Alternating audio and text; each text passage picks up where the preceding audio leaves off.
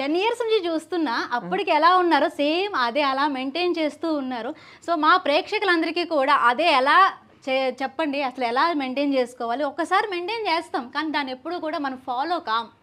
అయితే మనం మెయింటైన్ చేసేది ఎలా ఉంటుందంటే జస్ట్ క్రీమ్స్ ఏదో రకరకాలు ఇప్పుడు చాలా మనకి ఫేస్బుక్స్ ఇన్స్టాగ్రామ్స్ అన్నీ చాలా ఉన్నాయి, చాలామంది చెప్తున్నారు కాబట్టి అందరూ ఏమనుకుంటున్నారంటే ఎక్స్టర్నల్గా మనం ప్రోడక్ట్ అప్లై చేస్తేనే ఓకే మన స్కిన్ మెయింటైన్ చేయొచ్చు లేకపోతే మన హెల్త్ మెయింటైన్ చేయొచ్చు అనుకుంటున్నాం. అది కాదు, అది మన లైఫ్ స్టైల్ కరెక్షన్స్ ఉండాలి, సప్లిమెంట్స్ ఉండాలి, ఫుడ్లో వచ్చి బ్యాలెన్స్డ్ డైట్ ఉండాలి. బ్యాలెన్స్డ్ డైట్ లేకపోయినా మనకు సపోజ్ మనం work nature long hours work చేస్తున్నాం అలానేటప్పటికీ దానికి తగ్గట్టు సప్లిమెంట్స్ తీసుకోవచ్చు. మంచిగా ప్రోటీన్ ఫుడ్ అనేది ఉండాలి. మనకు ప్రోటీన్ ఎంతకంత ఉంటుందో అప్పుడు స్కిన్ బాగుంటుంది, మనకి స్కిన్లో రింకిల్స్ రాదు, హెయిర్ బాగుంటుంది. సో అది మనం తీసుకోవాలి. సో బ్యాలెన్స్డ్ డైట్ అనమాట, లేకపోతే సప్లిమెంట్స్ ద్వారా మనం మెయింటైన్ చేసుకోవచ్చు. సో ఇప్పుడు చాలా వరకు కూడా అంటే వీ కేర్లో కూడా చాలా అడ్వాన్స్డ్ ట్రీట్మెంట్స్ వచ్చాయి. ఎందుకంటే పొల్యూషన్ బాగా పెరిగింది మేడం బయట చెప్పుకుంటే.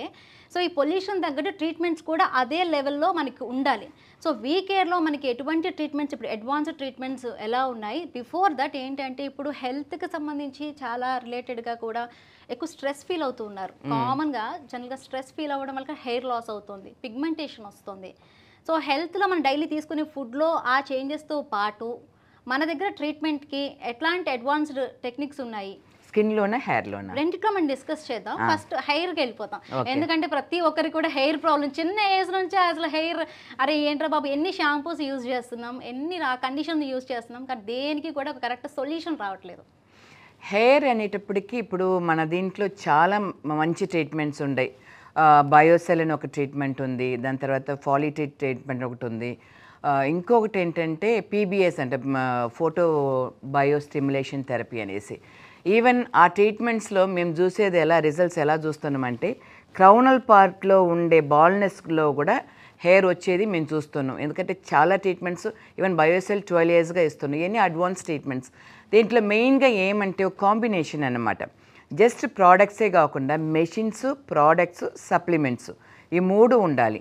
మనం ఎక్స్టర్నల్గా నేను మళ్ళీ చెప్పినట్టు ఎక్స్టర్నల్గా మనం ఇస్తుంటే ఓకే కరెక్ట్ అవుతుంది, మళ్ళీ ప్రాబ్లం వచ్చేదానికి ఛాన్సెస్ ఉంటుంది. అప్పుడు ఇంటర్నల్గా కూడా సప్లిమెంట్స్, దాన్నే వీకేర్ ఎప్పుడు ఇన్సిస్ట్ చేసేది. వచ్చారంటే ట్రీట్మెంట్ తీసుకున్నారంటే దాన్ని ఎలా మెయింటైన్ చేసుకోవాలనేది కూడా ఎడ్యుకేట్ చేస్తారనమాట. So external treatments with machine collaboration, దాని తర్వాత internal supplements, even dietary corrections కూడా చేస్తుంటాం. సపోజ్ మీరు తీసుకునేది కరెక్ట్గా ఉందా లేదా అని తెలుసుకునే దానికి ఎక్కడా లేదు, వీకేర్లో ఉంది హెయిర్ మినరల్ అనాలిసిస్ అని ఒక ట్రీట్మెంట్. ఆ మెషిన్ ఇట్ సెల్ఫ్ 1.2 crores అది యూఎస్ నుంచి ఇంపోర్ట్ చేసి, ఈవెన్ నేను 15 ఇయర్స్కి ముందరనే దాన్ని ఇంపోర్ట్ చేశాను. ఎందుకంటే ఆస్ట్రేలియా వెళ్ళినప్పుడు అది చూశాను. మన బాడీలో ఏం మినరల్స్ ఉన్నాయి, ఏం విటమిన్స్ ఉన్నాయి, ఏదైనా టాక్సిన్స్ ఉన్నాయా అది తెలుసుకోవటానికి ఈజీగా ఉండింది. సో డయాగ్నోసిస్లో చాలా నమ్మకం మాకు ఎక్కువ. అందుకోసం దాన్ని తీసుకొచ్చి దాని ప్రకారం టెస్ట్ చేసి వాళ్ళు ఎలాంటి ఫుడ్ తీసుకోవాలి, ఎలాంటి సప్లిమెంట్స్ తీసుకోవాలి అనేది మేము రికమెండ్ చేస్తున్నాం ఇక్కడ. అప్పుడు మంచి రిజల్ట్స్ అనేది మనం చూడొచ్చు. సో ఇప్పుడు అంటే హెయిర్కి సంబంధించి చాలా వరకు మార్కెట్లో పిఆర్పి అంటున్నారు ఈ మధ్యకాలంలో. పిఆర్పి చేసుకుంటే ఏమైనా సైడ్ ఎఫెక్ట్స్ ఉంటాయా మేడం? మన దగ్గర ఎలాంటి మంచి ట్రీట్మెంట్ ఉంది దీనికి సంబంధించి? పిఆర్పి అనేది వచ్చి ఇప్పుడు దాన్ని తెలుసుకోవాలంటే ఇప్పుడు మనం తీసుకున్న కిట్స్, పిఆర్పిలో రకరకాల కిట్స్ ఉన్నాయి. FDA అప్రూవ్డ్ అయిన కిట్స్ 2 దాంట్లో ఒకటి మేము యూజ్ చేస్తున్నాం. ఈవెన్ మన క్లినిక్స్లో పర్ మంత్ వచ్చి మోర్ దెన్ 2500-3000 పిఆర్పీస్ ఇస్తున్నాం. సో ఇంపోర్ట్ చేస్తున్నాం, FDA అప్రూవ్డ్ కాబట్టి. ఇంకొకటి ఉంది నార్మల్గా ఇప్పుడు ల్యాబ్లో కూడా ఇచ్చి సెంట్రిఫ్యూజ్ చేసి ఇచ్చేది వచ్చి ఈవెన్ 500 రూపీస్ కూడా ఇవ్వచ్చు. అయితే కిట్ ఇట్ సెల్ఫ్ మేము కొనేదే ఎక్కువగా కొంటున్నాం. అయినా అందరికీ అందుబాటులో ఉండాలనే దానికోసం రేట్స్ తక్కువ చేసి ఇస్తున్నాం.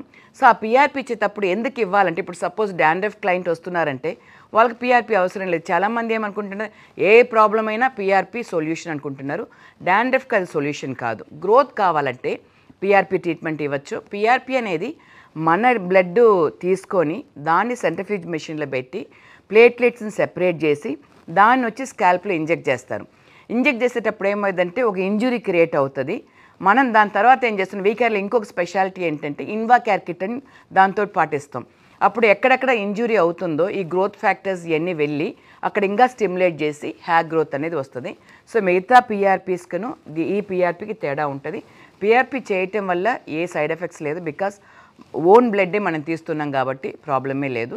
But after that home care కూడా యూజ్ చేసామంటే ఆ ఇంజురీ క్రియేట్ అయినప్పుడు ఈజీగా గ్రోత్ ఫ్యాక్టర్స్ ఫాస్ట్గా వెళ్తుంది అన్నమాట. మన బాడీలో ఎక్కడైనా ఇంజురీ అవుతుందంటే గ్రోత్ ఫ్యాక్టర్స్ వెళ్ళి దాన్ని హీల్ చేయడానికి ట్రై చేస్తుంది. అప్పుడు మనం గ్రోత్ ఫ్యాక్టర్స్ మనం ఎక్స్టర్నల్గా ఇచ్చేటప్పుడు ఇంకా రిజల్ట్స్ బాగా మనం చూడొచ్చు. అంటే ఇప్పుడు పిఆర్పి చేసుకోవాలంటే కొంతమందికి వాళ్ళ హెల్త్ కండిషన్ కూడా కొంచెం సపోర్ట్ చేయాలి. డెఫినెట్ బ్లడ్ టెస్ట్ తీసుకోవాలి. తీసుకుంటారా? అంటే ఎట్లాంటి షుగర్ ఉన్న వాళ్ళు బ్లడ్ టెస్ట్ తీసుకోవాలి, వాళ్ళ ప్లేట్లెట్స్ కౌంట్స్ ఎలా ఉందని చూసుకోవాలి, మేబీ హెపటైటిస్ ఏదన్నా ఉందని చూసుకోవాలి. ఎందుకంటే అది ఉంటే హెపటైటిస్ బి ఎంత ఉంటే కంటేజియస్ అన్నమాట. ఇవన్నీ ముందుగానే చూసుకొని బ్లడ్ టెస్ట్ తీసుకొని తర్వాతనే పిఆర్పి చేయాలి. ఈవెన్ హెయిర్ ట్రాన్స్ప్లాంటేషన్ కూడా బ్లడ్ టెస్ట్ అనేది అవసరం. జనరల్గా కొంత ఏజ్ వచ్చాక హెయిర్ డెన్సిటీ అనేది తగ్గిపోతూ ఉంటుంది. హెయిర్ కూడా అంటే మన యంగ్స్టర్స్గా ఉన్నప్పుడు హెయిర్ చాలా వాల్యూమ్ లావుగా ఉండి బాగుంటుంది. సో అంటే ఎందుకు అంటే మనకి దీనికి అంత డెన్సిటీ తగ్గిపోవడానికి, హెయిర్ పలచబడిపోవడానికి ఏంటి మెయిన్ రీజన్స్ ఏంటి అని రెండు మనం డిస్కస్ చేద్దాం. ఎందుకంటే పీపుల్కి మీ ద్వారా అవేర్నెస్ కూడా క్రియేట్ చేయండి, చెప్పండి. చాలా వరకు చాలా మిస్టేక్స్ చేస్తూ ఉంటారు. డెఫినెట్గా ఏజ్కిను హెయిర్కి సంబంధమే లేదు. ఎందుకంటే 25 సైకిల్స్ అన్నమాట. ఒక హెయిర్కి వచ్చి పెరిగేది వచ్చి 25 సార్లు ఊడిపోయి మళ్ళీ పెరుగుతుంది. ఒక అనజన్ ఫేస్లో వచ్చి 3 to 4 years ఉంటుంది హెయిర్ గ్రోతింగ్ ఫేస్లో. దాని తర్వాత రెస్ట్కి వెళ్తుంది. దాని తర్వాత టెలజన్ ఫేస్ అన్నమాట, అది వచ్చి ఊడిపోయే స్టేజ్కి వస్తుంది. అందుకే మన నేచర్ ఎలా ఉంటుందంటే గాడ్ క్రియేషన్స్ అన్ని హెయిర్ ఒకేసారి పెరిగి ఒకేసారి రెస్ట్కి వెళ్ళి ఒకేసారి ఊడిపోదు అనమాట. సో పర్ డే 15-20 హెయిర్స్ అనేది నార్మల్, అది ఊడిపోతుంది మళ్ళీ అది పెరుగుతూ ఉంటుంది.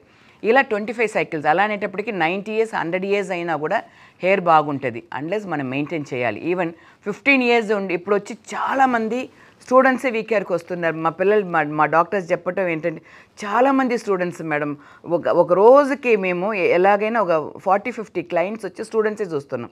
బికాస్ 15-16 years కంతా ప్రాబ్లం వస్తుంది.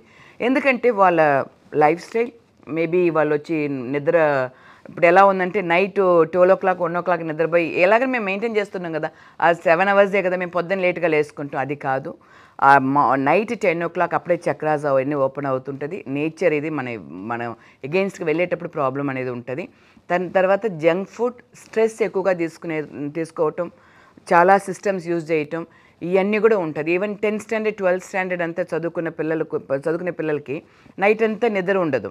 నిద్ర లేనప్పుడు ఏమైపోతుంది, దానివల్ల మైక్రో సర్క్యులేషన్ అఫెక్ట్ అవుతుంది, హెయిర్ లాస్ అనేది ఉంటుంది. సో ఏజ్కి దీనికి సంబంధం లేదు.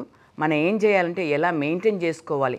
సపోజ్ నిద్ర లేకుండా ఉన్నారంటే కూడా దాని తగ్గట్టు వాటర్ ఇంటేక్, నాన్ వెజ్ అప్పుడు అవాయిడ్ చేసుకోవటం, మంచి ప్రోటీన్ ఫుడ్ తీసుకోవటం, ఇవన్నీ చేశారంటే కొంతవరకు మనం చేసుకోవచ్చు. ఈవెన్ ఇప్పుడు స్టూడెంట్స్ కానీ సెపరేట్గా ఎప్పుడు వీకేర్లో బేసిక్గా నేను టీచర్ నుంచి ఇక్కడికి వచ్చాను, టీచర్ ప్రొఫెషన్స్. స్టూడెంట్స్కి అనేది ఒక స్పెషల్ ఇది ఉంటుంది.